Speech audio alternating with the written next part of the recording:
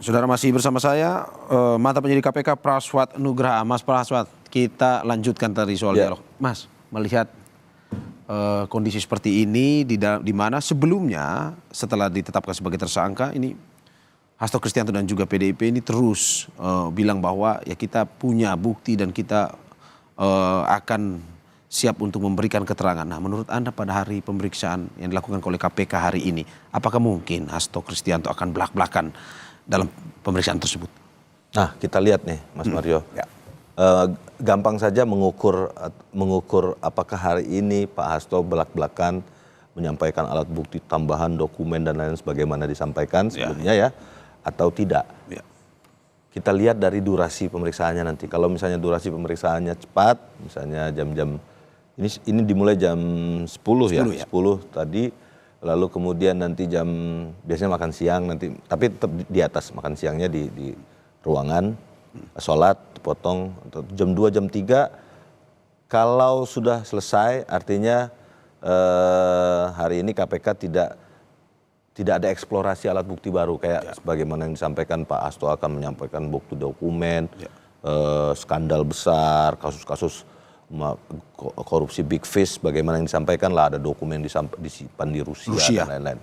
Tapi kalau nanti sampai malam nih, itu mungkin dibongkar. Ya. Karena pastinya penyidik kan pasti akan menuangkan semua keterangan beliau, alat buktinya harus disita, karena harus proper, Pak. Ya.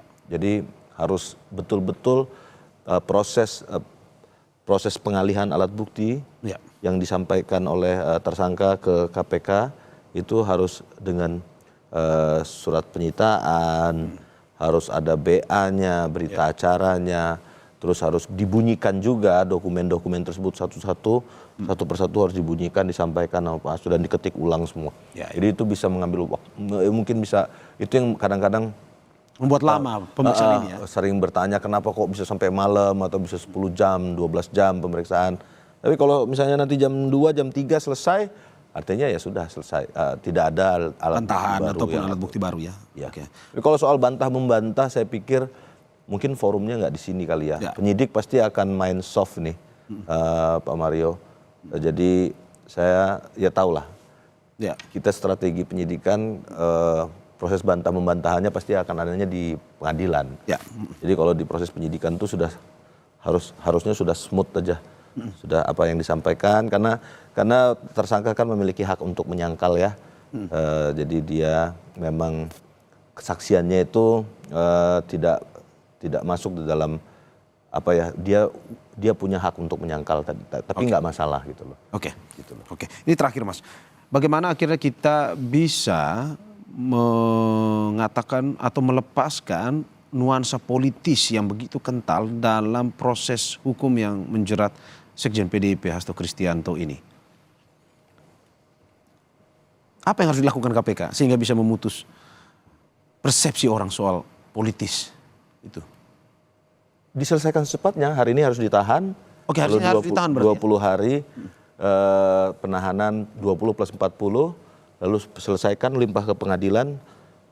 Saya pikir akan selesai. Polemik ini harus diselesaikan sesegera mungkin. Dan satu-satunya cara menyelesaikan polemik ini by law, sesuai dengan koridor hukum, ya segera melakukan proses hukumnya harus segera dieksekusi. Maksudnya terus lanjut penahanan lalu di pelimpahan ke pengadilan, proses di pengadilan nanti penuntut KPK yang akan menggelar alat bukti, menyampaikan dan melakukan dakwaan lalu tuntutan, lalu hakim memutuskan, lalu bola sudah bukan di KPK lagi, Mas Mario. Jadi sudah di PN, nanti di MA atau kasasi dan lain-lain. Jadi KPK harus sesegera mungkin menyelesaikan perkara ini agar opini publik itu tidak semakin tenggelam di dalam politisasi, ada oposisi atau ada anasir-anasir lain di luar hukum terkait dengan perkara ini. Jadi selesaikan saja langsung dengan penahanan.